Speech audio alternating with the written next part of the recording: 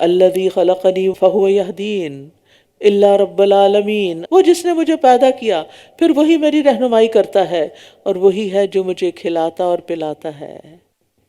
میرا خالق وہی، میرا ہادی وہی، میرا رازق وہی۔ کھانا اور پینا الگ الگ ذکر کیا کیونکہ دونوں ہی بہت بڑی نعمتیں ہیں، اور یہ سب اللہ تعالیٰ کی طرف منسوب کیا کہ وہ کرتا ہے یہ سب کچھ، اور بیماری کو اپنی طرف منسوب کیا، وَإِذَا مَرِضْتُ فَهُوَ يَشْفِينِ، اور جب میں بیمار ہوتا ہوں تو وہی مجھے شفا دیتا ہے، کیونکہ بیماری انسان کے اپنی ہی غلطیوں کی وجہ سے، لا علمی جہالت کی وجہ سے آتی ہے، زیادتیوں کی وجہ سے آتی ہے، اور وہی ہے جو مجھے موت دے گا پھر مجھے زندہ کر دے گا، یعنی میری موت اور زندگی بھی اسی کے ہاتھ میں ہے، اور وہی ہے جس سے میں امید رکھتا ہوں کہ بدلے کے دن میری خطائیں معاف کر دے گا، یعنی قیامت کے دن وہ مجھے معاف کر دے گا۔ رب ہب لی حکما والحقنی بالصالحین، کس طرح اللہ تعالیٰ کی تعریفیں کرنے کے بعد دعا کرتے ہیں، ایسے ہی آپ بھی کیا کریں کہ پہلے اللہ تو نے مجھے یہ بھی دیا، اللہ تو ایسا بھی ہے، اللہ تو آسمانوں کا مالک، اللہ یہ تو اس زمین کا بھی مالک، اللہ تو میرا بھی مالک ہے، اور پھر اس کے بعد اپنی حاجتیں رکھا کریں۔ تو یہ اللہ کو پکارنے کا ایک بہترین انداز ہے۔ اے میرے رب مجھے حکمت عطا کر اور مجھے نیک لوگوں کے ساتھ ملا دے۔ رب حب لی حکمن، حکم کا معنی فیصلہ، یعنی اے رب فیصلے کے لیے جو چیزیں درکار ہیں وہ سب مجھے عطا کر، یعنی اپنے دین کا پورا علم جس سے صحیح فیصلہ ہوتا ہے، پھر معاملے کا صحیح فہم، پھر وہ اقتدار جس کے ساتھ فیصلہ نافذ ہوتا ہے، اللہ وہ سب دے، ورنہ بہت سے لوگ لیڈرز ہوتے ہیں لیکن فیصلہ ہی نہیں کر پاتے، فیصلے کی صلاحیت ہی نہیں ہوتی۔ تو جس بندے کے اندر ڈیسیژن پاور نہ ہو وہ خود بھی بھٹکتا رہتا ہے اور دوسروں کو بھی بھٹکاتا ہے۔ اور دوسری چیز کیا مانگی؟ صالحین کا ساتھ، دنیا میں بھی اور آخرت میں بھی۔ وَجَعَلْ لِي لِسَانَ صِدْقٍ فِي الْآخِرِينَ، اور بعد میں آنے والوں میں مجھے سچی ناموری عطا فرما دے، یعنی اچھی تعریف اور نیک شہرت، کیونکہ یہ انسان کے حق میں گواہی بنتی ہے۔ اور اب دیکھیں کہ اللہ تعالیٰ نے ان کی دعا کیسے قبول کی۔ یہودی، عیسائی، مسلمان سب انہیں اپنا پیشوا مانتے ہیں اور ان کا ذکر خیر کرتے ہیں۔ وَجَعَلْنِي مِن وَرَثَةِ جَنَّةِ النَّعِيمِ، اور مجھے راحت بھری جنتوں کے وارثوں میں سے بنا دے، اور میرے باپ کو بخش دے، یقیناً وہ گمراہوں میں سے تھا۔ یہ دعا انہوں نے کیوں کی جبکہ وہ مشرک تھا اور خود کہہ رہے ہیں کہ گمراہ تھا؟ اصل میں انہوں نے اپنے باپ سے رخصت ہوتے وقت اس کا وعدہ کر لیا تھا، اور بندہ مومن کو یہ یقین ہوتا ہے کہ اللہ تعالیٰ بخشش مانگنے والے کی بخشش قبول کر لیتا ہے، لیکن چونکہ وہ شرک پر ہی فوت ہوا تو اس کے حق میں دعا نہیں کی جا سکتی تھی۔ اور تو مجھے رسوا نہ کرنا جس دن وہ سب دوبارہ اٹھائے جائیں گے، یعنی قیامت کے دن مخلوق کے سامنے میرا مواخذہ نہ کرنا، یا میرے والد کو عذاب دے کر مجھے رسوا نہ کرنا کہ لوگ اسے جہنم میں جلتا ہوا دیکھ کر کہیں یہ ابراہیم کا باپ ہے۔ والدین اگر غلط کام کریں تو اولاد کے لیے بڑی شرمندگی کی بات ہوتی ہے۔ جس دن مال اور بیٹے فائدہ نہ دیں گے، یوم لا ينفع مال ولا بنون الا من اتى اللہ بقلب سلیم، سوائے اس کے جو اللہ کے پاس سلامت دل لے کر آیا، اور سلامتی والا دل یعنی کفر، شرک، نفاق سے پاک، بدعت، جہالت سے پاک، برے اخلاق سے پاک۔ اور قلب سلیم والا کون ہوتا ہے؟ کہ جو پرہیزگار ہو، صاف ستھرا ہو، جس کے دل میں کوئی گناہ نہ ہو، نہ ظلم، نہ کینہ، نہ حسد۔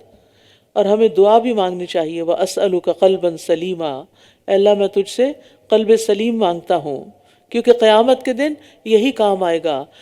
وَأُزْلِفَتِ الْجَنَّةُ لِلْمُتَّقِينَ، اور متقی لوگوں کے لیے جنت قریب لائی جائے گی، یعنی جنت کا مزید نقشہ کھینچا ابراہیم علیہ السلام نے۔ وَبُرِّزَتِ الْجَحِيمُ لِلْغَاوِينَ، اور گمراہ لوگوں کے لیے جہنم ظاہر کر دی جائے گی، اور ان سے کہا جائے گا کہاں ہیں وہ جن کی تم عبادت کیا کرتے تھے اللہ کے سوا؟ کیا وہ تمہاری مدد کر سکتے ہیں یا وہ بدلہ لے سکتے ہیں؟ پھر یہ اور سب بہکے ہوئے لوگ اس میں اوندھے منہ گرا دیے جائیں گے، اور ابلیس کے تمام لشکر بھی اس حال میں کہ وہ اس میں جھگڑ رہے ہوں گے، کہیں گے تاللہ ان کنا لفی ضلال مبین، قسم ہے اللہ کی بے شک ہم تو کھلی گمراہی میں تھے جب ہم تمہیں رب العالمین کے برابر قرار دیتے تھے، اور ہمیں تو ان مجرموں نے گمراہ کیا تھا۔ یعنی ان بڑے بڑے سرداروں نے جو خود بہکے ہوئے تھے اور ہمیں بھی بہکا دیا، تو اب ہمارے لیے کوئی سفارشی بھی نہیں، کیونکہ شرک کرنے والوں کے لیے کوئی سفارش نہیں کر سکے گا، اجازت ہی نہیں ملے گی، اور نہ کوئی دلی دوست۔ پھر کاش کہ ہمارے لیے ایک بار دنیا میں واپس جانا ہوتا تو ہم بھی ایمان لانے والوں میں سے ہو جاتے۔ ان فی ذلک لآیہ وما کان اکثرهم مؤمنین وان ربک لہو العزیز الرحیم۔ بے شک اس میں یقیناً ایک نشانی ہے، اور ان کے اکثر ایمان لانے والے نہ تھے، اور بے شک آپ کا رب وہی بہت زبردست نہایت رحم کرنے والا ہے۔ کذبت قوم نوح المرسلین، قوم نوح نے بھی رسولوں کو جھٹلا دیا جب ان کے بھائی نوح نے ان سے کہا کیا تم ڈرتے نہیں ہو؟ پیغمبر اپنی قوم کا بھائی کہلاتا ہے۔ بے شک میں تمہارے لیے ایک امانت دار رسول ہوں۔ یعنی رسالت کے ثبوت کے لیے دو چیزیں پیش کی، فاتقوا اللہ وأطیعون، پس تم اللہ سے ڈرو اور میری اطاعت کرو، اور میں اس کام پر تم سے کسی اجرت کا سوال نہیں کرتا، میرا اجر تو رب العالمین کے ذمہ ہے، بس اللہ سے ڈرو اور میری اطاعت کرو۔ انہوں نے کہا کیا ہم تجھ پر ایمان لے آئیں جبکہ تیری پیروی حقیر ترین لوگوں نے کی ہے؟ اس نے کہا اور مجھے کیا علم جو وہ کرتے رہے ہیں، ان کا حساب تو میرے رب کے ذمہ ہے، اگر تم شعور رکھتے ہو، اور میں ایمان لانے والوں کو دھتکارنے والا نہیں ہوں، میں تو ایک کھلم کھلا خبردار کرنے والا ہوں۔ انہوں نے کہا اے نوح اگر تو باز نہ آیا تو یقیناً تو سنگسار کیے جانے والوں میں سے ہوگا۔ اس نے کہا اے میرے رب، بے شک میری قوم نے مجھے جھٹلا دیا، فافتح بینی وبینہم فتحا ونجنی ومن معی من المؤمنین، پس تو میرے اور ان کے درمیان حتمی فیصلہ کر دے اور مجھے اور مومنوں میں سے جو میرے ساتھ ہیں انہیں نجات دے دے۔ تو ہم نے اس کو اور ان لوگوں کو جو بھری ہوئی کشتی میں اس کے ساتھ سوار تھے نجات دے دی، پھر اس کے بعد ہم نے باقی رہ جانے والوں کو غرق کر دیا۔ یعنی نوح علیہ السلام کی 900 سالہ تبلیغ کے باوجود ایمان نہ لانے والوں کو ڈبو دیا گیا، غرق کر دیا گیا۔ ان فی ذلک لآیہ وما کان اکثرهم مؤمنین وان ربک لہو العزیز الرحیم۔ کذبت عاد المرسلین، قوم عاد نے بھی رسولوں کو جھٹلا دیا۔ قوم عاد جسمانی لحاظ سے بڑے تنومند اور زور آور لوگ تھے، ان جیسی کوئی قوم پیدا نہیں کی گئی، نہایت ترقی یافتہ تھے، اونچے اونچے ستونوں والی بلند و بالا عمارتیں بنانے کی وجہ سے ان کی شہرت ہی ستونوں والوں کے نام سے تھی، لیکن اس مادی ترقی اور جسمانی قوت کی وجہ سے وہ سخت متکبر تھے اور کسی کو اپنے سے طاقتور نہیں مانتے تھے۔ اور یہ چیز آپ کو مختلف قوموں میں جا کے محسوس بھی ہوتی کہ جو قوم ترقی یافتہ ہوتی ہے عام طور پر اس کے اندر اس ترقی کی وجہ سے، وہ بڑی بڑی عمارتیں بنانے کی وجہ سے، عمارتوں کا جنگل کھڑا کرنے کی وجہ سے غرور بھی آ جاتا ہے۔ اذ قال لهم اخوهم ہود الا تتقون، جب ان کے بھائی ہود نے ان سے کہا کیا تم ڈرتے نہیں؟ ہر نبی اپنی قوم کا ایک فرد ہوتا ہے اور اس اعتبار سے ان کا بھائی بنتا ہے۔ بے شک میں تمہارے لیے ایک امانت دار رسول ہوں، بس اللہ سے ڈرو اور میری اطاعت کرو، اور میں اس کام پر تم سے کسی اجرت کا سوال نہیں کرتا، میرا اجر تو رب العالمین کے ذمہ ہے۔ اتبنون بکل ریع آیۃ تعبثون، کیا تم ہر اونچی جگہ پر کوئی بیکار یادگار بنا دیتے ہو؟ یعنی ہود علیہ السلام نے اپنی قوم کو بیکار کاموں سے، بے مقصد کاموں سے منع کیا، یعنی تم صرف فخر اور غرور کے اظہار کے لیے، اپنی دولت کے اظہار کے لیے ایسی چیزیں بناتے ہو جن کا نہ دنیا میں فائدہ نہ آخرت میں۔ تو گھر بناتے ہوئے بھی یہ خیال رکھنا چاہیے کہ ضرورت کی چیزیں تو بنائی جائیں، لیکن صرف سجاوٹ کے لیے بڑی بڑی رقم خرچ کر دینا اور اس پیسے کو ضائع کر دینا درست نہیں۔ یعنی ایسا گھر ضرور انسان بنائے جو کمفرٹیبل ہو، جو کنوینینٹ ہو، جس میں ہر چیز صاف ستھری ہو، پائیدار ہو، لیکن دکھاوا نہ ہو، غیر ضروری شان و شوکت کا اظہار نہ ہو، کیونکہ ایسی عمارتیں بنانا جس سے فخر و غرور نظر آتا ہو یہ ناپسندیدہ ہیں۔ وَتَتَّخِذُونَ مَصَانِعَ لَعَلَّكُمْ تَخْلُدُونَ، اور تم شاندار محلات تعمیر کرتے ہو شاید کہ تم ہمیشہ رہو گے۔ یعنی قوم ہود ہمیشہ رہنے کی خواہش کی وجہ سے ایسے مکانات بنا رہی تھی اور ایسے محلات۔ ابو الدرداء نے ایک علاقے غوطہ میں مسلمانوں کی بنائی ہوئی عمارتیں اور شجرکاری دیکھی تو ان کی مسجد میں جا کر آواز دی اے دمشق والو، جب وہ اکٹھے ہو گئے تو اللہ کی حمد و ثنا کی، فرمایا کیا تم حیا نہیں کرتے؟ کیا تم حیا نہیں کرتے؟ تم وہ کچھ جمع کرتے ہو جو کھاتے نہیں ہو۔ اتنی گروسری کی کہ پھر چیزیں اوور ڈیٹ ہو گئی تو اٹھا کے بن میں پھینک دیں، اور وہ عمارتیں بناتے ہو جن میں رہتے نہیں ہو، اپنی ضرورت سے زائد بڑے بڑے گھر بنانا، اور اس کی امید کرتے ہو جو کبھی حاصل نہیں کر سکتے۔ حقیقت یہ ہے کہ تم سے پہلے کئی صدیاں گزری، وہ لوگ جمع کرتے تھے، پھر اس کی حفاظت کرتے، عمارتیں بناتے اور بہت مضبوط بناتے، امیدیں باندھتے اور بہت لمبی باندھتے، پھر ان کی امید دھوکہ نکلی اور ان کی جماعت ہلاک ہو گئی اور ان کی رہائش گاہیں ان کی قبریں بن گئیں۔ یاد رکھو قوم عاد عدن سے عمان تک گھوڑوں اور اونٹوں کے مالک تھے، اتنے مالدار تھے، اب کون ہے جو مجھ سے ان کی میراث 2 درہم میں خرید لے؟ کچھ بھی تو باقی نہیں بچا۔ تو انسان وہ بنائے جو آخرت میں کام آئے، اور جب تم پکڑتے ہو تو جابر بن کر پکڑتے ہو، بس اللہ سے ڈرو اور میری اطاعت کرو، اور اس ذات سے ڈرو جس نے ان چیزوں کے ساتھ تمہاری مدد کی جن کو تم جانتے ہو۔ اس نے مویشیوں اور بیٹوں سے تمہاری مدد کی اور باغوں اور چشموں سے۔ بے شک میں تم پر ایک بڑے دن کے عذاب کا خوف رکھتا ہوں۔ بڑا دن کون سا ہے؟ قیامت کا دن۔ انہوں نے کہا ہمارے لیے برابر ہے، خواہ تم نصیحت کرو یا تم نصیحت کرنے والوں میں سے نہ ہو۔ اتنے بے پرواہ تھے، جو مرضی کر لو ہم نے نہیں ماننا، یہ تو بس پہلے لوگوں کی عادت ہے، یعنی ہمارے باپ دادا پہلے سے یہ سب کچھ کر رہے تھے جو ہم کر رہے ہیں، ان پہ تو کوئی عذاب نہیں آیا تو ہم پہ کیوں آ جائے گا؟ اور ہم ہرگز عذاب دیے جانے والے نہیں۔ وَمَا نَحْنُ بِمُعَذَّبِينَ، بس انہوں نے اس کو جھٹلا دیا تو ہم نے انہیں ہلاک کر دیا۔ بے شک اس میں یقیناً ایک نشانی ہے، اور ان کے اکثر ایمان لانے والے نہ تھے۔ نشانی کیا تھی؟ کہ انہیں اپنی قوت اور طاقت کا بڑا زوم تھا، لیکن اس کو ہوا کے ذریعے اس قوم کو برباد کر دیا گیا، عذاب دیا گیا۔ یعنی جو بڑی بڑی عمارتیں بناتے تھے اور بہت کچھ انہوں نے بنا رکھا تھا، ان کو ٹھکانے لگانے کے لیے ہوا ہی کافی تھی جو نظر بھی نہیں آتی۔ وہ نظر آنے والی ویزیبل چیزیں بناتے تھے، عذاب اس کے الٹ آیا۔ تو ان ساری قوموں کے قصوں میں عبرت ہے۔ بس انہوں نے اس کو جھٹلا دیا تو ہم نے انہیں ہلاک کر دیا۔ بے شک اس میں یقیناً ایک نشانی ہے، اور ان کے اکثر ایمان لانے والے نہ تھے، اور بے شک آپ کا رب یقیناً وہی بہت زبردست نہایت رحم کرنے والا ہے۔ کذبت ثمود المرسلین، قوم سمود نے بھی رسولوں کو جھٹلا دیا جب ان کے بھائی صالح نے ان سے کہا کیا تم ڈرتے نہیں ہو؟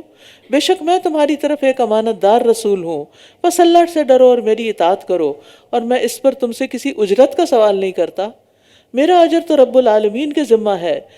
کیا تم جو کچھ یہاں ہے اس میں امن کے ساتھ رہنے کے لیے چھوڑ دیے جاؤ گے؟ قوم سمود بھی عاد کی طرح دنیا کی آسائشوں میں بھاگ دوڑ کرنے والی تھی، یعنی تمہارے پاس یہ ساری عیش و عشرت ہمیشہ نہیں رہے گی، کیا تم چھوڑ دیے جاؤ گے؟ فی جنات و عیون، باغوں اور چشموں میں، اور کھیتوں اور کھجور کے درختوں میں جن کے خوشے نرم و نازک ہیں، اور تم خوب تراش تراش کر پہاڑوں میں آرام دہ گھر بناتے ہو۔ قوم عاد اونچے ستون بناتی تھی اور قوم سمود پہاڑوں کو تراش کر ان کے اندر عمارتیں بناتی تھی۔ تو بگڑے ہوئے معاشروں کی یہی علامت ہوتی ہے کہ صرف شان و شوکت کے لیے کام کیے جاتے ہیں، ضرورت کے لیے نہیں۔ اور قوم سمود کی عمارتیں عبرت کے لیے آج بھی باقی ہیں۔ فاتقوا اللہ واطیعون، بس اللہ سے ڈرو اور میری اطاعت کرو، اور حد سے بڑھنے والوں کے حکم کی اطاعت نہ کرو، یعنی ان لوگوں کا کہنا مت مانو جو اخلاق اور تہذیب کی ساری حدیں پھلانگ کر شتر بے مہار بن چکے ہیں، وہ جو زمین میں فساد برپا کرتے ہیں اور اصلاح نہیں کرتے۔ انہوں نے کہا بے شک تو سحر زدہ لوگوں میں سے ہے، یعنی قوم سمود نے بھی صالح علیہ السلام کو سحر زدہ کہا، حالانکہ اس سے پہلے وہ ان کو بڑا سمجھدار سمجھتی تھی۔ تو ہم جیسا ایک انسان ہی تو ہے، بس لیا کوئی نشانی اگر تو سچوں میں سے ہے، یعنی سچا ہی نہیں مانتے تھے ان باتوں کو، یعنی تمام قوموں کا رسولوں کے بشر ہونے کی وجہ سے رسالت کا انکار سامنے آ رہا ہے۔ قال هذه ناقۃ لها شرب ولکم شرب یوم معلوم، اس نے کہا یہ ایک اونٹنی ہے، ایک دن اس کے پانی پینے کی باری ہے اور ایک مقرر دن تمہاری باری ہے۔ یعنی صالح علیہ السلام کی اونٹنی بھی ایک معجزہ تھی، وہ سارا پانی پی جاتی تھی اور اس کا دن الگ مقرر کیا گیا، اور یہ اونٹنی چٹان سے نکلی تھی، خود ہی مطالبہ کیا تھا کہ کوئی نشانی آئے۔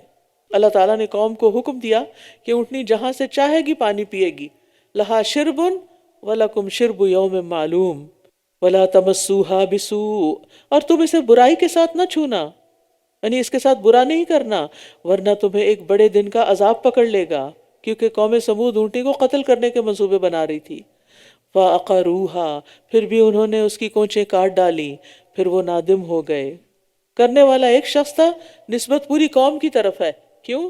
کیونکہ سب دل سے اس کے ساتھ شریک تھے، اس کو انکریج کر رہے تھے۔ اب سورۃ ہود میں آتا ہے کہ اونٹنی کو قتل کرنے پر صالح علیہ السلام نے انہیں 3 دن کی مہلت دی، چنانچہ حسب وعدہ 3 دن کے بعد عذاب کے آثار نمودار ہوئے تو وہ ندامت کا اظہار کرنے لگے، لیکن اب توبہ کا وقت گزر چکا تھا۔ قوم یونس نے ایسی مہلت کے وقت توبہ کر لی تھی، اس لیے اللہ نے ان کو معاف کر دیا اور ایک لمبے عرصے تک ان کو جینے کا موقع دیا۔ تو انہیں عذاب نے پکڑ لیا، بے شک اس میں یقیناً ایک نشانی ہے اور ان کے اکثر ایمان لانے والے نہیں تھے، اور بے شک آپ کا رب یقیناً وہ بہت زبردست، بہت رحم فرمانے والا ہے۔ کذبت قوم لوط المرسلین، قوم لوط نے بھی رسولوں کو جھٹلا دیا جب ان کے بھائی لوط نے ان سے کہا کیا تم ڈرتے نہیں ہو، بے شک میں تمہارے لیے ایک امانت دار رسول ہوں، بس اللہ سے ڈرو اور میری اطاعت کرو، اور میں اس پر تم سے کسی اجرت کا سوال نہیں کرتا، میرا اجر تو رب العالمین کے ذمہ ہے، میرا اجر تو رب العالمین کے ذمہ ہے۔ کیا تم سارے جہان والوں میں سے مردوں کے پاس آتے ہو؟ یعنی قوم لوط مردوں سے اپنی جنسی خواہشات پوری کرتی تھی۔ اور تمہارے رب نے تمہارے لیے جو بیویاں پیدا کی ہیں انہیں چھوڑ دیتے ہو، یعنی عورتوں پر اتنا ظلم، بلکہ تم حد سے گزرنے والے لوگ ہو، یعنی غیر فطری طریقے سے خواہش پوری کرنا حد سے گزرنا ہے۔ انہوں نے کہا اے لوط اگر تو باز نہ آیا تو ضرور نکال دیے جانے والوں میں سے ہو جائے گا۔ اس نے کہا میں تمہارے اس عمل کو سخت ناپسند کرنے والوں میں سے ہوں، یعنی لوط علیہ السلام اپنی قوم کے اس برے عمل سے شدید نفرت کرتے تھے۔ اے میرے رب مجھے اور میرے گھر والوں کو اس عمل سے نجات دے جو یہ کر رہے ہیں۔ تو ہم نے اسے اور اس کے سب گھر والوں کو نجات دے دی سوائے ایک بڑھیا کے جو پیچھے رہ جانے والوں میں سے تھی۔ پھر ہم نے دوسروں کو تباہ کر دیا اور ہم نے ان پر ایک بارش برسائی، بس بہت بری بارش تھی ڈرائے جانے والوں کے لیے۔ بس اس میں یقیناً ایک نشانی ہے اور ان کے اکثر ایمان لانے والے نہ تھے، اور بے شک آپ کا رب وہی بہت زبردست نہایت رحم کرنے والا ہے۔ ایکا یعنی جنگل والوں نے بھی رسولوں کو جھٹلا دیا۔ ابن کثیر کہتے ہیں کہ اصحاب الایکا اصحاب مدین ہی ہیں، اہل مدین ہی ہیں۔ جب شعیب علیہ السلام نے ان سے کہا کیا تم ڈرتے نہیں ہو، بے شک میں تمہارے لیے ایک امانت دار رسول ہوں، بس اللہ سے ڈرو اور میری اطاعت کرو، اور میں تم سے اس کام پر کسی اجرت کا سوال نہیں کرتا، میرا اجر تو رب العالمین کے ذمہ ہے۔ ناپ پورا دو اور کم دینے والوں میں سے نہ بنو، اور سیدھی ترازو کے ساتھ تولا کرو، یعنی ڈنڈی نہیں مارو، اور لوگوں کو ان کی چیزیں کم کر کے نہ دو، اور زمین میں فسادی بن کر نہ پھرو۔ ماپ تول میں کمی کرنے سے زمین میں فساد پھیلتا ہے، اور اللہ کی ہر نافرمانی سے۔ اور اس سے ڈرو جس نے تمہیں اور پہلی مخلوق کو پیدا کیا، یعنی انسان کو پیدا کرنے میں اللہ کا کوئی شریک نہیں، تو پھر عبادت میں کیسے شریک ہو سکتا ہے؟ انہوں نے کہا بے شک تو سحر زدہ لوگوں میں سے ہے۔ قوم سمود اور صالح کی طرح قوم شعیب کا بھی وہی جواب ہے، ایک جیسی نفسیات ہے ہر دور کے انسانوں کی، جبکہ ان کے بیچ میں کئی 100 سال بھی گزرے۔ اور تو ہم جیسا ایک انسان ہی تو ہے، اور بے شک ہم تجھے جھوٹوں میں سے ہی سمجھتے ہیں، تو ہم پر آسمان سے کوئی ٹکڑا گرا دے اگر تو سچوں میں سے ہے۔ اس نے کہا میرا رب خوب جانتا ہے جو کچھ تم کرتے ہو۔ یعنی شعیب علیہ السلام کا جواب کیا تھا کہ عذاب لانا یا آسمان سے ٹکڑے گرانا میرا کام نہیں، یہ رب کا کام ہے۔ اور تم کیا کرتے ہو؟ تم پہ عذاب آنا چاہیے یا نہیں، اور تمہارے اعمال کے مطابق کب آنا چاہیے، کس قدر آنا چاہیے، یہ سب تو اللہ کا فیصلہ ہے۔ انبیاء کا کام صرف خبردار کرنا ہوتا ہے۔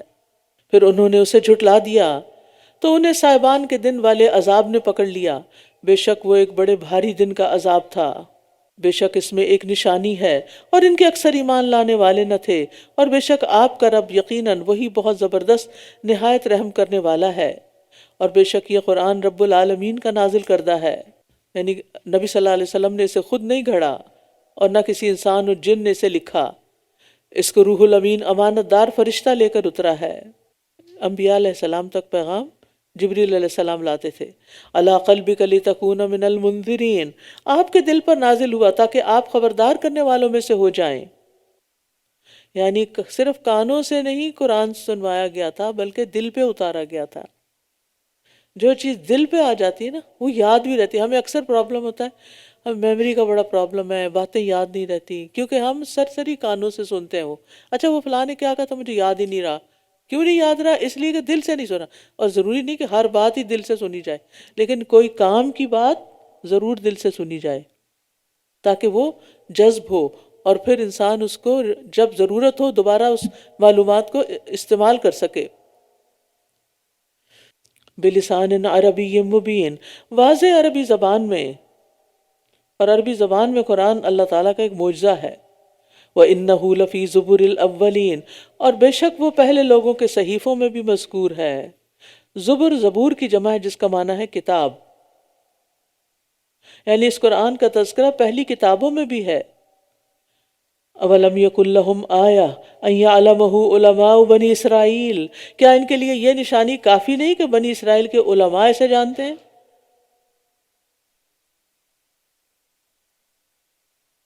عبداللہ بن سلام اور سلمان فارسی اور بعض اور لوگ بھی.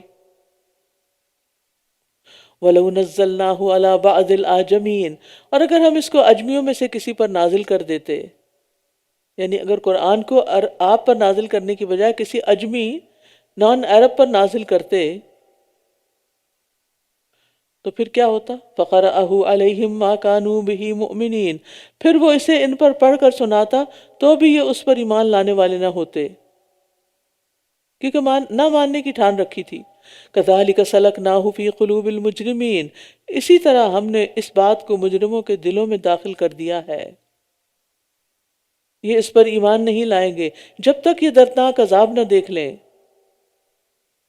تو وہ عذاب ان پر اچانک آ جائے گا جبکہ یہ شعور بھی نہ رکھتے ہوں گے. بس یہ کہیں گے کیا ہمیں مہلت مل سکتی ہے؟ أَفَبِعَذَابِنَا يَسْتَعْجِلُونَ، کیا یہ ہمارے عذاب کے لیے جلدی مچا رہے ہیں؟ کیونکہ کبھی کہتے تھے آسمان سے پتھروں کی بارش برسا، کبھی کہتے تھے کہ آسمان سے کوئی ٹکڑا گرا، کبھی کہتے کہ اللہ تعالیٰ بھی آ جائے اور فرشتے بھی سامنے آئے ہمارے، اور کبھی کہتے کہ یہ قیامت کی گھڑی کب ہوگی. وَيَقُولُونَ مَتَىٰ هَٰذَا الْوَعْدُ إِن كُنتُمْ صَادِقِينَ.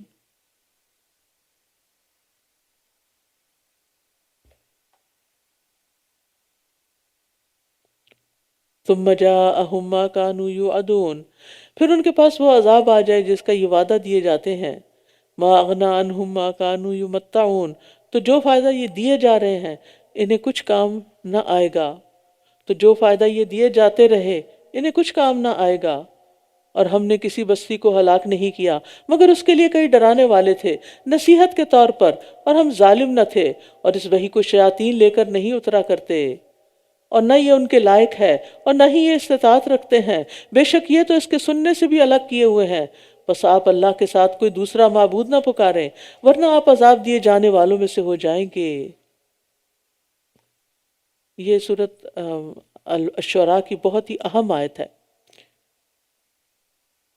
فَلَا تَدْعُ مَعَ اللَّهِ إِلَٰهًا آخَرَ فَتَكُونَ مِنَ الْمُعَذَّبِينَ، پس آپ اللہ کے ساتھ کوئی دوسرا معبود نہ پکاریں ورنہ آپ عذاب دیے جانے والوں میں سے ہو جائیں گے. وَأَنذِرْ عَشِيرَتَكَ الْأَقْرَبِينَ، اور اپنے قریبی رشتہ داروں کو خبردار کیجئے. اور مومنوں میں سے جو آپ کی پیروی کریں ان کے لیے اپنے بازو جھکا دیجئے. پھر اگر یہ آپ کی نافرمانی کریں تو کہہ دیجئے بے شک میں اس سے بری ذمہ ہوں جو تم کر رہے ہو، اور بہت زبردست نہایت رحم کرنے والے پر توکل کیجئے. توکل کا مطلب ہوتا ہے اپنا کام کسی کے سپرد کر دینا کہ آپ کے بہاف پہ وہ کرے، اور جس کے متعلق یقین ہو کہ وہ اس کے لیے کافی ہوگا تو یہ بہترین طریقہ ہے.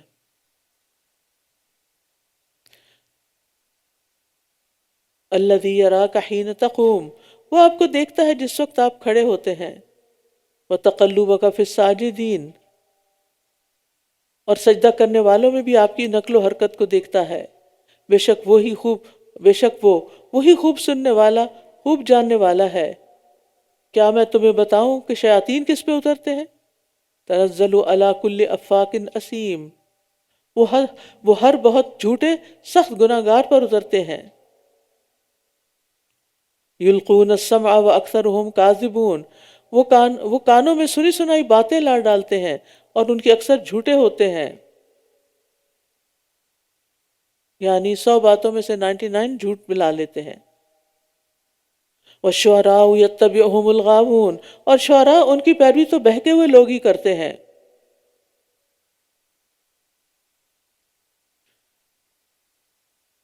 یعنی شاعری ایک بہت بڑا ٹول ہوتا ہے برائی اور بے حیائی پھیلانے کا، کیونکہ دلوں پر جلد اثر کر جاتا ہے نا۔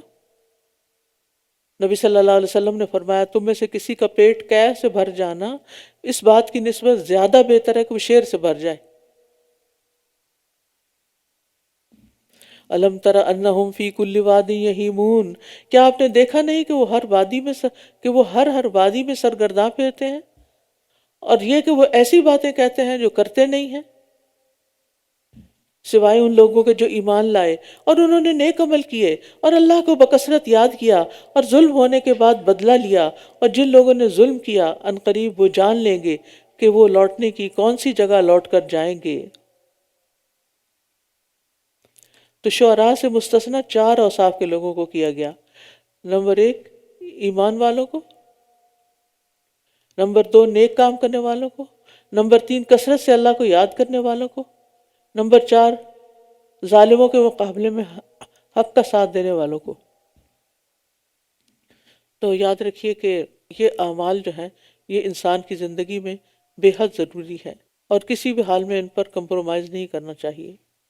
سورۃ النمل، طاسین، تلک آیات القرآن و کتاب مبین۔ طاسین، یہ آیات ہیں قرآن کی اور روشن کتاب کی، ہدایت اور خوشخبری ہیں ایمان لانے والوں کے لیے، وہ جو نماز قائم کرتے ہیں اور زکوٰۃ ادا کرتے ہیں اور آخرت پر بھی وہ یقین رکھتے ہیں۔ بے شک جو لوگ آخرت پر ایمان نہیں لاتے ہم نے ان کے اعمال ان کے لیے خوشنما بنا دیے ہیں، لہٰذا وہ بھٹکتے پھرتے ہیں۔ یہی وہ لوگ ہیں جن کے لیے برا عذاب ہے، اور آخرت میں وہی سب سے زیادہ خسارہ پانے والے ہیں۔ یعنی دنیا میں بھی بے سکونی کا عذاب ہے، اور آخرت میں تو سب سے زیادہ خسارہ، اخسر۔ دنیا میں خاسر اور وہاں اخسر، کیونکہ وہ خسارہ، وہ نقصان کبھی ختم نہیں ہوگا۔ وَإِنَّكَ لَتُلَقَّى الْقُرْآنَ مِن لَّدُنْ حَكِيمٍ عَلِيمٍ، اور بے شک یہ قرآن آپ کو بہت حکمت والے، بہت علم والے کے ہاں سے دیا جا رہا ہے۔ اذ قال موسیٰ لأہلہ انی آنست نارا، جب موسیٰ نے اپنے گھر والوں سے کہا میں نے ایک آگ دیکھی ہے، ان قریب میں تمہارے پاس وہاں سے کوئی خبر لاؤں گا یا کوئی جلتا ہوا انگارہ لے کر آؤں گا تاکہ تم اسے تاپ سکو۔ پھر جب وہ اس کے پاس آیا تو پکارا گیا، برکت دیا گیا ہے وہ جو اس آگ میں ہے اور جو اس کے ارد گرد ہے، اور پاک ہے اللہ جو تمام جہانوں کا رب ہے۔ تو نار سے مراد یہاں نور ہے، اور من حولہا سے مراد فرشتے ہیں، یعنی بابرکت ہے وہ ذات جو اس آگ یعنی اس نور میں ہے، اور فرشتے بھی جو اس کے ارد گرد ہیں۔ تو اللہ کے چہرے کا حجاب نور ہے۔ یا موسیٰ انہو انا اللہ العزیز الحکیم، اے موسیٰ بے شک میں ہی اللہ ہوں نہایت زبردست بہت حکمت والا۔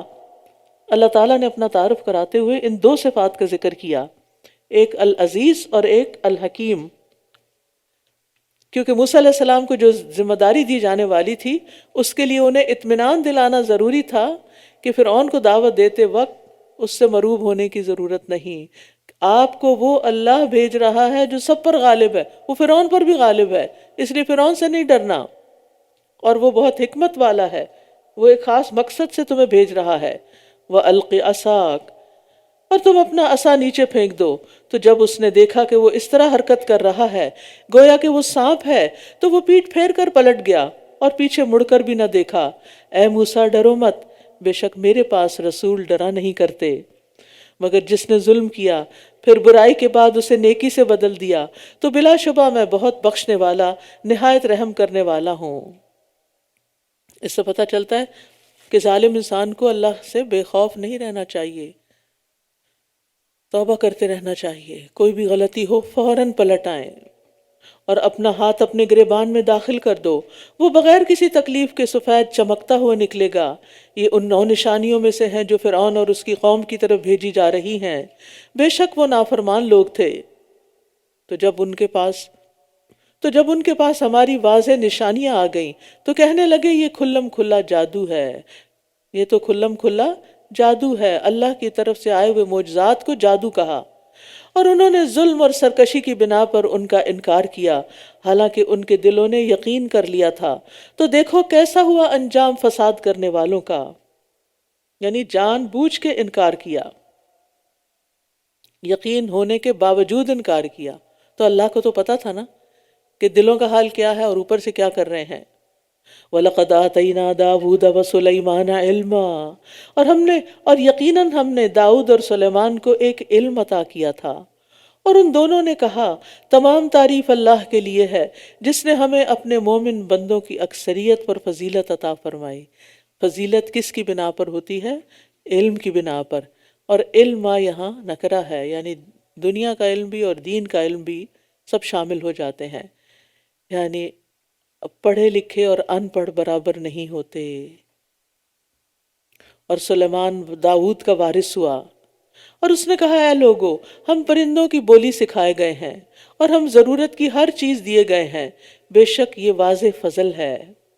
اور سلیمان کے لیے اب دیکھیے کہ یہ کس کو علم ملا پرندوں کی بولی کا، اور شاید ان کی طرح بولتے بھی ہوں گے یا سنتے اور سمجھتے ہی ہوں گے۔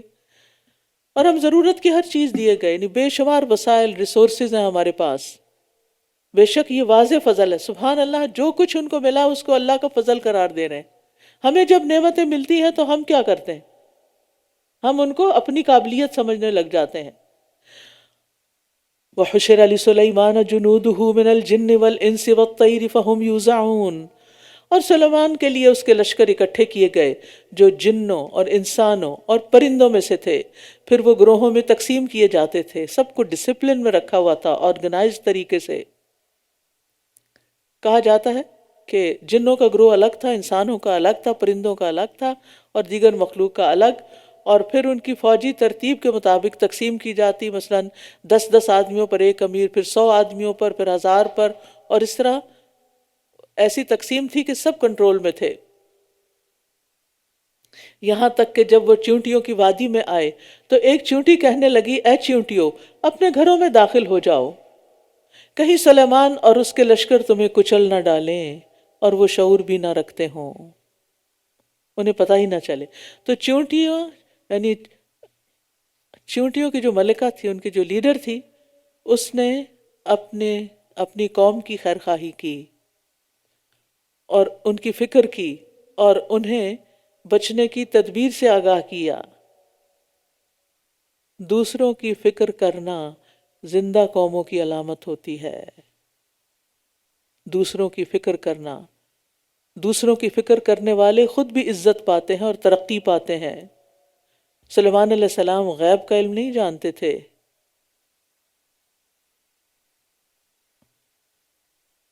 کہ ان کا لشکر کدھر جا رہا ہے۔ وہ تب جب چونٹی بولی تو ان کو سمجھ آ گئی۔ اس کا مطلب ہے کہ نہ صرف یہ کہ وہ بولی سمجھتے تھے، بلکہ اس آواز کو بھی پا لیتے تھے، ان کو ایسی حس دی گئی تھی۔ ورنہ چونٹی بول، پتہ نہیں اس وقت کتنی چونٹیاں بول رہی ہوں گے تو ہمیں تو کچھ پتہ نہیں چلتا، یعنی پرندوں کی آوازیں تو ہم سنتے ہیں، چونٹیوں کی تو آواز بھی نہیں سنتے۔ تو کتنا گہرا علم تھا ان کے پاس، اور یہ ان کے معجزات میں سے تھا۔ فَتَبَسَّمَ ضَاحِكًا، تو وہ اس کی اس بات سے ہنس کر مسکرا دیا اور کہنے لگا رب اوزعنی ان اشکر نعمتک التی انعمت علی وعلی والدی وان اعمل صالحا ترضاہ وادخلنی برحمتک فی عبادک الصالحین۔ اے میرے رب، مجھے توفیق دے کہ میں تیری ان نعمتوں کا شکر ادا کروں جو تو نے مجھے اور میرے والدین کو عطا کی ہیں، اور یہ کہ میں ایسا نیک عمل کروں جس سے تو راضی ہو جائے اور مجھے اپنی رحمت سے اپنے نیک بندوں میں داخل کر لے۔ یہ ہے شکر ادا کرنے کا طریقہ، اور ساتھ مزید مانگنے کا کہ شکر کی توفیق بھی دے۔ سلیمان علیہ السلام مسکرائے کیوں تھے؟ چیونٹی کی دانش مندی سے، اس کی خیرخواہی سے، اور پھر چیونٹی کی سلیمان علیہ السلام کے لشکر کی خیرخواہی سے بھی، کہ وہ جانتے نہیں۔ کتنے پازیٹیو تھنکنگ ہے کہ ان کو نہیں پتا، تم اپنا سنبھالا خود کر لو، وہ جان بوجھ کے ایسا نہیں کر رہے۔ تو ان ساری باتوں پر سلیمان علیہ السلام مسکرائے اور پھر دعا بھی کی۔ یاد رکھیے مسکرانا بھی صدقہ ہے۔ نبی صلی اللہ علیہ وسلم کا ہنسنا اکثر مسکراہٹ ہی ہوتا تھا۔ عبداللہ بن حارث کہتے ہیں میں نے کسی کو رسول اللہ صلی اللہ علیہ وسلم سے زیادہ مسکراتے ہوئے نہیں دیکھا. آپ نے کبھی کہکہا نہیں لگایا تھا. تو ہمیں بھی کہکوں سے اجتناب کرنا چاہیے. بہت کہکے دلوں کو مردہ کر دیتے ہیں. اور اس نے پرندوں کا جائزہ لیا. اس سے پتہ چلتا ہے کہ ان کا دربار جب لگتا ہوگا تو سب کی خبر کرتے ہوں گے کہ کون کہاں ہے، کیا کر رہا ہے. اور اس نے پرندوں کا جائزہ لیا تو کہنے لگا کیا ہے مجھے کہ میں ہدہد کو نہیں دیکھ رہا، یا وہ غائب ہونے والوں میں سے آج حاضر ہی نہیں ہوئی. یقیناً میں اسے سخت سزا دوں گا یا اس کو ضرور ذبح کر ڈالوں گا. کیوں؟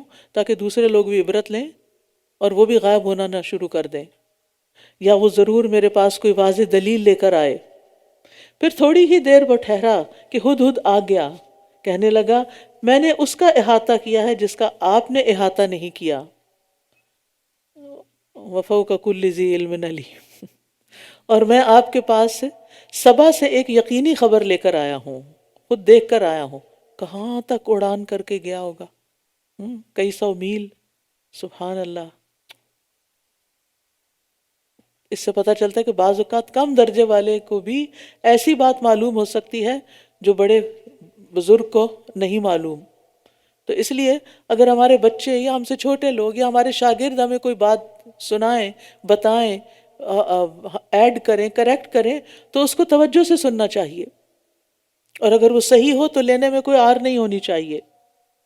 بے شک میں نے ایک عورت کو پایا جو ان پر حکمرانی کرتی ہے اور وہ ضرورت کی ہر چیز دی گئی ہے اور اس کا تخت بھی بہت بڑا ہے. یعنی ہدہد کے لیے یہ بڑی تعجب کی بات تھی کہ عورت حکمران ہے. میں نے اسے اور اس کی قوم کو اس حال میں پایا کہ وہ اللہ کو چھوڑ کر سورج کو سجدہ کرتے ہیں اور شیطان نے ان کے اعمال ان کے لیے خوشنما بنا دیے ہیں، بس انہیں سیدھے راستے سے روک دیا ہے، لہٰذا وہ راہ نہیں پاتے. اللہ اکبر. یعنی وہ پوری طرح قوم ساری ترقیوں کے باوجود شیطان کے جال میں پھنسی ہوئی ہے.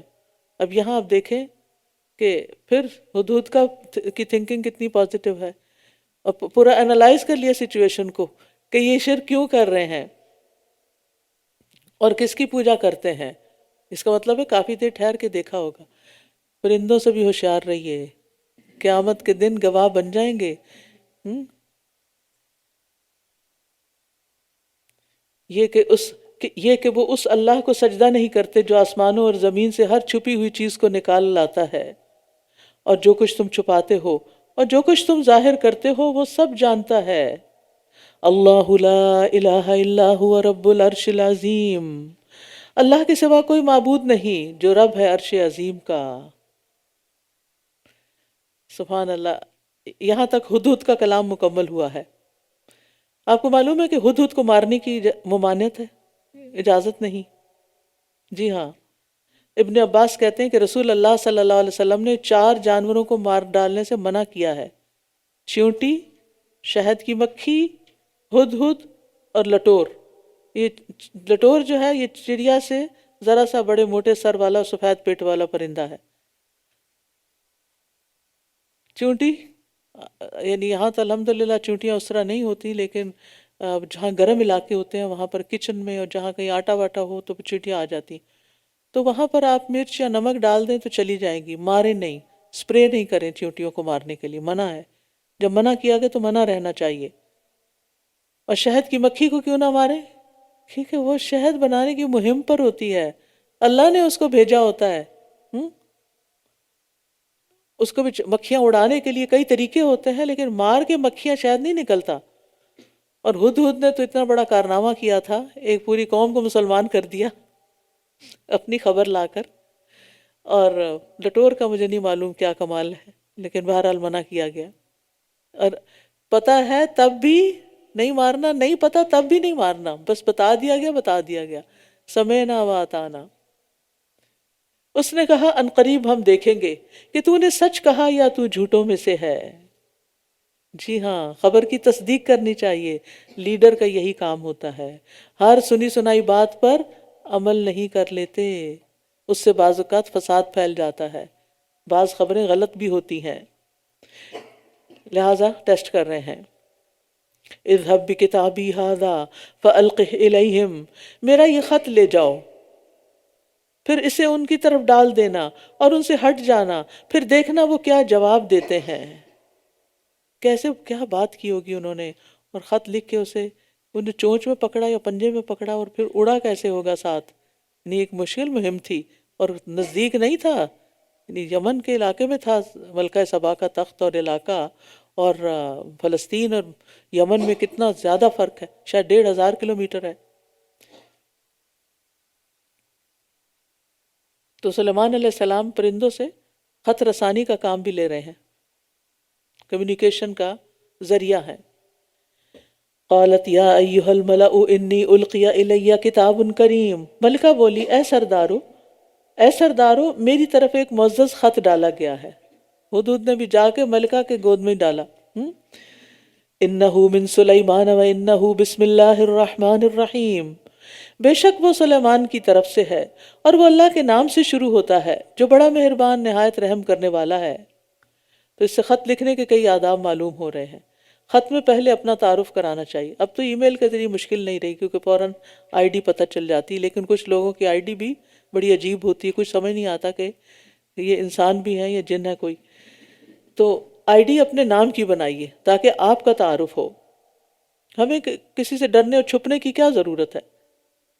اور پھر خط کی ابتدا بسم اللہ سے، اور پھر مختصر، جامع، ٹو دا پوائنٹ۔ کچھ لوگ بات چھوٹی سی ہوتی، اتنی لمبی بات لکھ دیتے ہیں، میسج اتنی سی بات پوچھنی ہوتی ہے چند سیکنڈ کی، اور 10 منٹ کا میسج کیا ہوا ہوتا ہے۔ اب آڈیو نے تو اور مشکل کر دی ہے، پڑھنے میں تو انسان سکم تھرو کر لیتا ہے، لیکن آڈیو میسیجز ایک وبال بن گئے ہیں۔ اللہ بھلا کرے واٹس ایپ والوں کا، انہوں نے فاسٹ فارورڈ رکھا ہوا ہے، ڈبل سپیڈ بھی ہے۔ ہم سب کو مختصر بات کرنے کی عادت ڈالنی چاہیے، یہ بہت ضروری ہے۔ اگر مختصر بات نہ کریں تو پھر 2 گھنٹے میں سپارہ تو نہیں پورا ہوتا۔ اللہ تعالی علیہ واتونی مسلمین، یہ کہ تم میرے مقابلے میں سرکشی نہ کرو اور میرے پاس فرما بردار بن کر چلے آؤ۔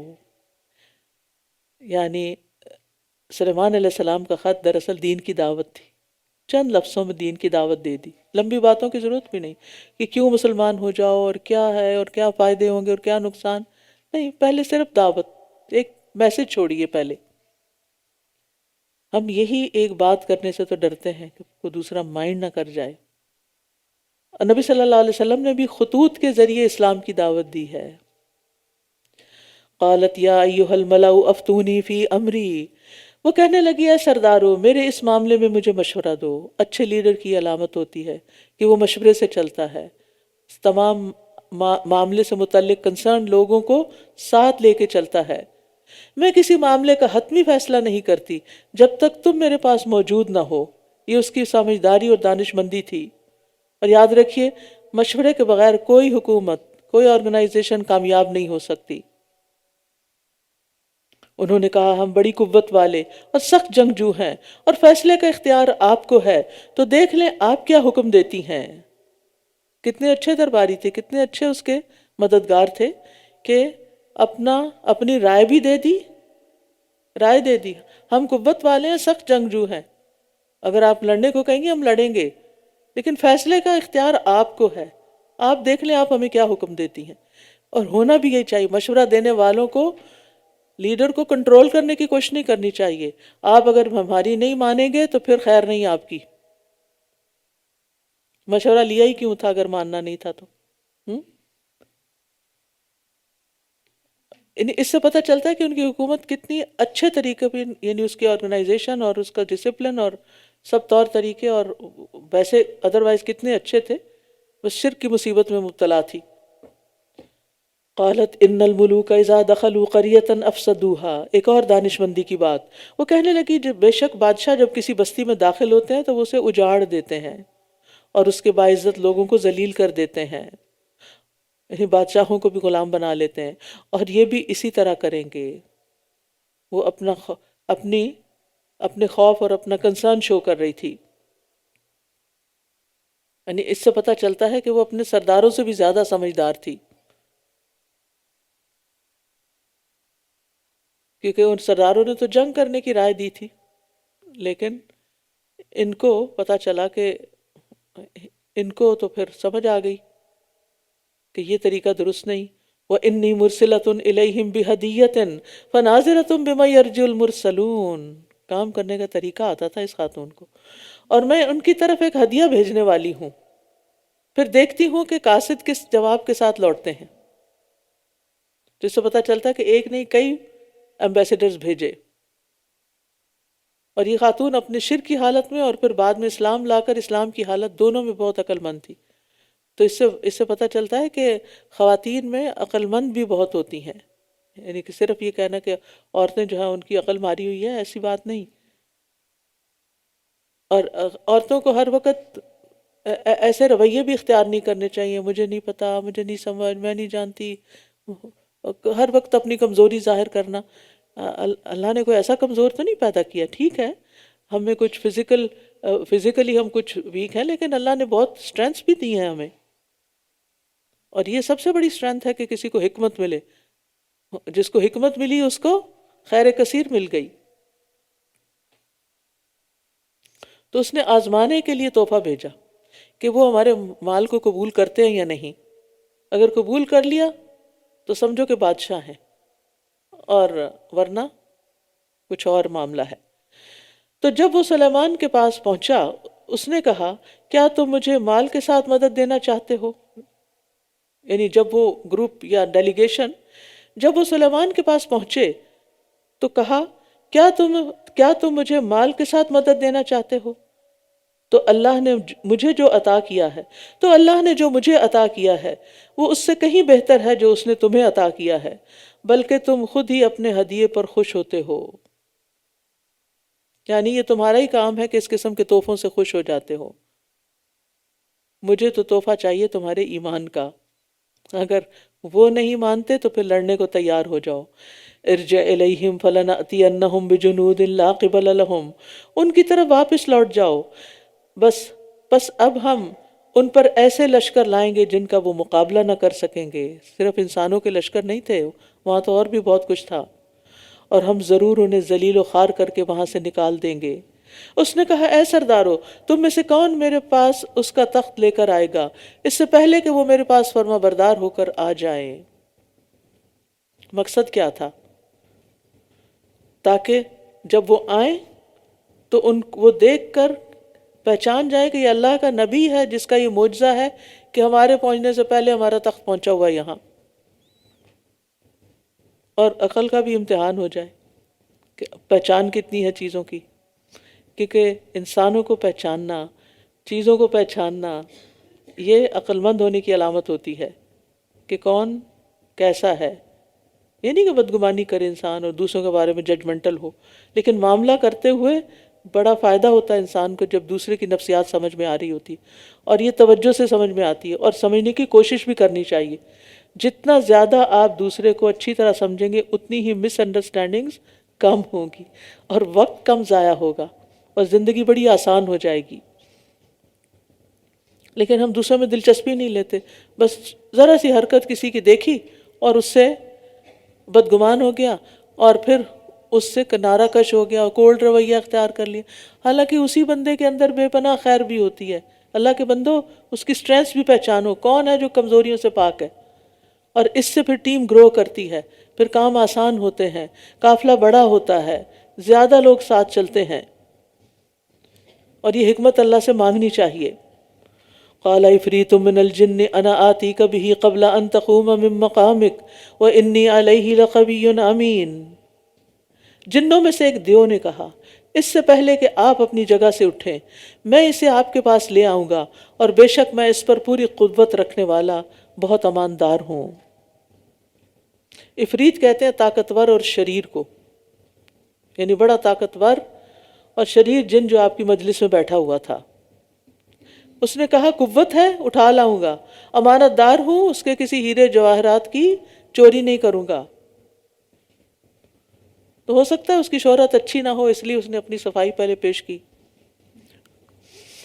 قال الذی عندہ علم من الکتاب، جس کے پاس کتاب کا علم تھا، اب علم والا اٹھا ہے، وہ قوت والا تھا، علم والا ہے.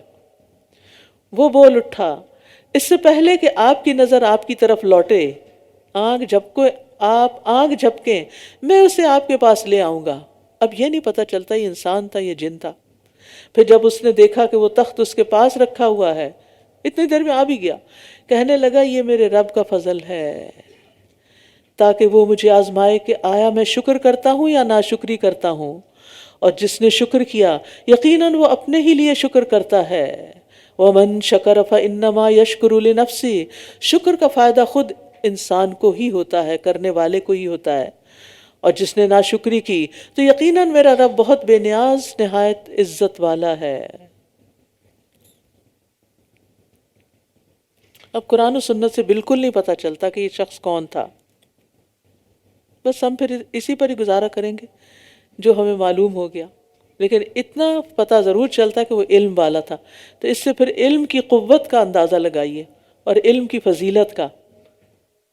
پتہ نہیں خواتین علم حاصل کرنے سے کیوں گھبراتی ہیں، اور جو ڈگریاں انہوں نے حاصل کی ہوتی ہیں وہ بھی بھلا چکی ہوتی ہیں۔ ان سے پوچھیں کسی کتاب کا بھی نام کہ جو کسی یونیورسٹی میں پڑھی تھی انہوں نے، وہ بھی یاد نہیں ہوگا۔ نہیں، بس جب سے شادی ہوئی ہے تو ہم نے قلم کاغذ سنبھال کے رکھ دیے۔ نہیں، بچوں کو پڑھی لکھی ماں نظر آئے گی تو ان کے اندر بھی کچھ پڑھنے لکھنے کا شوق پیدا، چلے بھلے دنیا کا پڑھنے کا نہیں بھی شوق تو دین کا علم تو حاصل کریں۔ انشاءاللہ رمضان کے بعد نئے کورسز آفر ہو رہے ہیں، آپ ضرور کسی نہ کسی میں رجسٹر کرائیے اپنے اوقات کو دیکھتے ہوئے، تاکہ آپ علم کی دنیا سے جڑ جائیں۔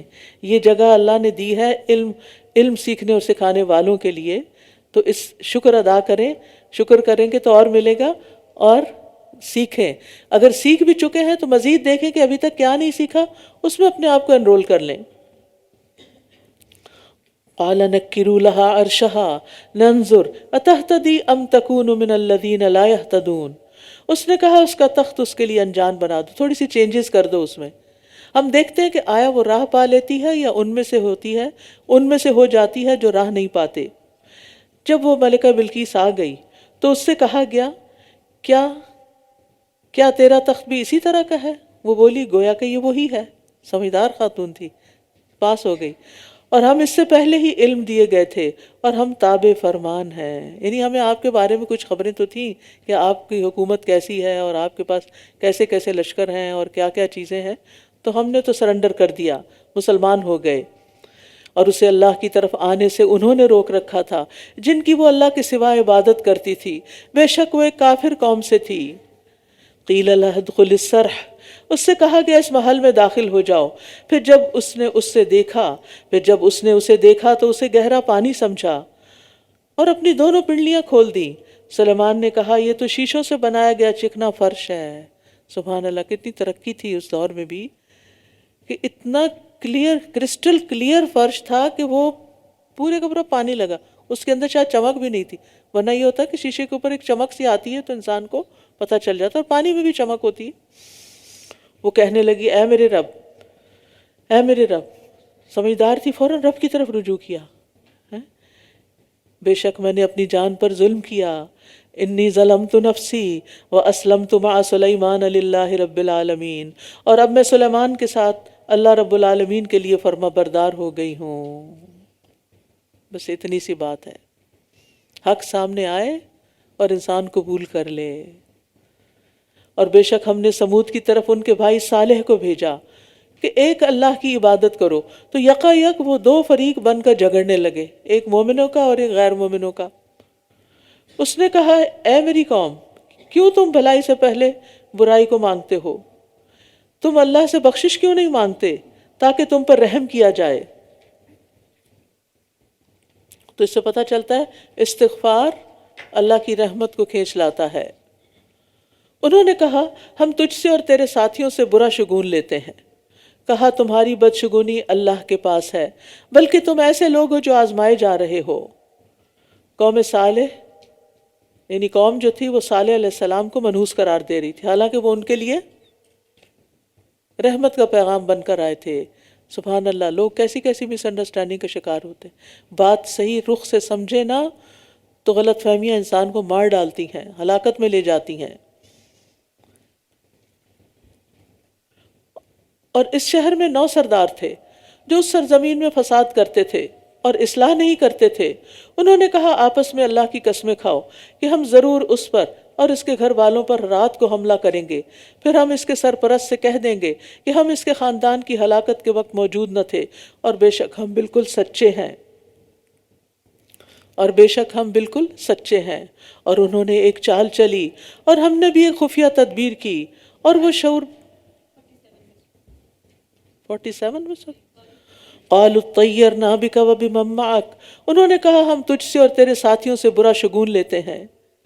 کہا تمہاری بدشگونی اللہ کے پاس ہے، بلکہ تم ایسے لوگ ہو جو آزمائے جا رہے ہو۔ اور اس شہر میں 9 سردار تھے جو اس سرزمین میں فساد کرتے تھے اور اصلاح نہیں کرتے تھے۔ یہ لیڈرز مفسد تھے۔ انہوں نے کہا آپس میں اللہ کی قسمیں کھاؤ کہ ہم ضرور اس پر اور اس کے گھر والوں پر رات کو حملہ کریں گے، پھر ہم اس کے سرپرست سے کہہ دیں گے کہ ہم اس کے خاندان کی ہلاکت کے وقت موجود نہ تھے، اور بے شک ہم بالکل سچے ہیں۔ وَمَكَرُوا مَكْرًا وَمَكَرْنَا مَكْرًا وَهُمْ لَا يَشْعُرُونَ، اور انہوں نے ایک چال چلی اور ہم نے بھی ایک خفیہ تدبیر کی، اور وہ شعور بھی نہ رکھتے تھے۔ تو دوسرے انبیاء کی طرح اللہ تعالیٰ نے صالح علیہ السلام اور ان کے ساتھیوں کو حفاظت سے وہاں سے نکال لیا، اور نکلنے کی دیر تھی کہ پوری قوم شدید زلزلے کا شکار ہوئی۔ فَأَخَذَتْهُمُ الرَّجْفَةُ، اور اس زلزلے کے ساتھ خوفناک چیخ بھی تھی۔ فَأَخَذَ الَّذِينَ ظَلَمُوا الصَّيْحَةُ فانظر کیف کان عاقبۃ مکرہم انا دمرناہم وقومہم اجمعین، بس دیکھیے ان کی چال کا انجام کیسا ہوا کہ ہم نے انہیں اور ان کی ساری قوم کو تباہ کر دیا۔ فَتِلْكَ بُيُوتُهُمْ خَاوِيَةٌ، تو ان کے ظلم کرنے کی وجہ سے ان کے یہ گھر گرے پڑے ہیں۔ بما ظلموا، یقیناً اس میں ایک نشانی ہے ان لوگوں کے لیے جو علم رکھتے ہیں۔ پھر علم کی فضیلت کہ علم والے پہچان جاتے ہیں، سمجھ جاتے ہیں، نشانیاں دیکھ لیتے ہیں۔ اور دوسری اہم بات یہ پتہ چلتی ہے کہ ظلم گھروں کو تباہ کر دیتا ہے۔ جو مرد اپنی بیوی پہ ظلم کرتا ہے وہ گھر بچتا نہیں۔ پھر جو والدین بچوں پہ ظلم کرتے ہیں پھر وہ بچے ان کے پاس ٹھہرتے نہیں۔ ظلم کے اندر بے پناہ مفاسد ہیں، اس لیے انسان کو ہمیشہ اللہ سے ڈرتے رہنا چاہیے، یعنی کسی پر بھی زیادتی کرنا۔ نبی صلی اللہ علیہ وسلم نے فرمایا اے اللہ تعالیٰ فرماتے ہیں اے میرے بندو، میں نے اپنے اوپر ظلم کو حرام قرار دیا، اور میں نے تمہارے درمیان بھی ظلم کو حرام قرار دیا ہے، تو تم ایک دوسرے پر ظلم نہ کرو۔ نبی صلی اللہ علیہ وسلم نے فرمایا ظلم قیامت کے دن اندھیروں کی صورت میں ہوگا۔ وَأَنْجَيْنَا الَّذِينَ آمَنُوا وَكَانُوا يَتَّقُونَ، اور ہم نے ان لوگوں کو نجات دے دی جو ایمان لائے اور وہ اللہ سے ڈرا کرتے تھے۔ وَلُوطًا إِذْ قَالَ لِقَوْمِهِ أَتَأْتُونَ الْفَاحِشَةَ وَأَنْتُمْ تُبْصِرُونَ، اور لوط کا ذکر کرو جب اس نے اپنی قوم سے کہا کیا تم بے حیائی کا ارتکاب کرتے ہو حالانکہ تم سوجھ بوجھ رکھتے ہو؟ کیا تم عورتوں کو چھوڑ کر مردوں کے پاس شہوت رانی کے لیے آتے ہو، یعنی خواہشات پوری کرنے آتے ہو؟ بلکہ تم ایسی قوم ہو جو جہالت برت رہی ہے۔ تو اس کی قوم کا جواب اس کے سوا کچھ نہ تھا کہ وہ کہنے لگے آل لوط کو اپنی بستی سے نکال دو، یہ لوگ بڑے پاک باز بنتے ہیں، ان کو یہاں سے ڈپورٹ کر دو تو ہم جو چاہیں پھر کریں۔ تو ہم نے اسے اور اس کے گھر والوں کو نجات دی سوائے اس کی بیوی کے کہ ہم نے اس کے لیے مقدر کر دیا تھا کہ وہ پیچھے رہنے والوں میں سے ہوگی، اور ہم نے ان پر پتھروں کی ایک بارش برسائی، تو بہت بری بارش تھی ڈرائے جانے والوں کی۔ قُلِ الْحَمْدُ لِلَّهِ وَسَلَامٌ عَلَىٰ عِبَادِهِ الَّذِينَ اصْطَفَىٰ اللَّهُ خَيْرٌ عَمَّا يُشْرِكُونَ، کہہ دیجئے سب تعریف اللہ ہی کے لیے ہے، اور سلام ہے اس کے ان بندوں پر جنہیں اس نے چن لیا، کیا اللہ بہتر ہے یا وہ جنہیں وہ شریک ٹھہرا رہے ہیں؟ تو منکروں کی جڑ کاٹنے پر اللہ کا شکر ادا کیا جا رہا ہے، ظالموں کی جڑ کاٹنے پر اللہ کا شکر ادا کیا جا رہا ہے، اور اللہ کے چنے ہوئے بندوں پر سلام بھیجا جا رہا ہے۔ تو اس سے پتہ چلتا ہے کہ وعظ و نصیحت سے پہلے اللہ کی حمد و ثنا اور درود پڑھنا چاہیے۔ وآخر دعوانا ان الحمد للہ رب العالمین، سبحانک اللہم وبحمدک، اشہد ان لا الہ الا انت، استغفرک واتوب الیک۔ السلام علیکم ورحمۃ اللہ وبرکاتہ۔